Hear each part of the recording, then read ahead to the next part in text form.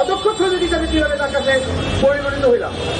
আমি বিচার সুষ্ঠু বিচার এবং আমাদের চাকরির পূর্ণবহাল কামনা করছি। আমি প্রধান উপদেষ্টা এবং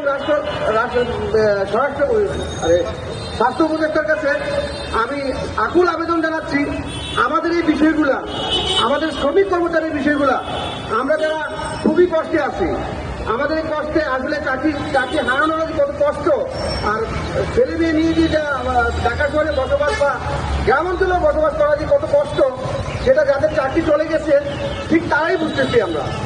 আমাদের এই কষ্টের জন্য একমাত্র দায়ী আমাদের প্রতিষ্ঠানের দুর্নীতিবাদ, নারী দর্শনকারী এমডি সামাজিকতার অবহেলার কারণে আমরা আজকে পথে বসেছি।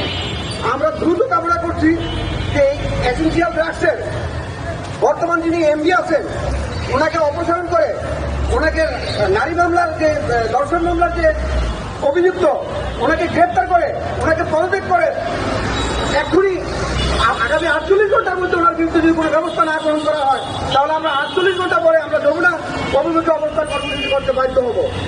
এই বলে আমি আমার বক্তব্য শেষ করছি। আল্লাহ হাফেজ। বাংলাদেশ চিরজীবী হোক।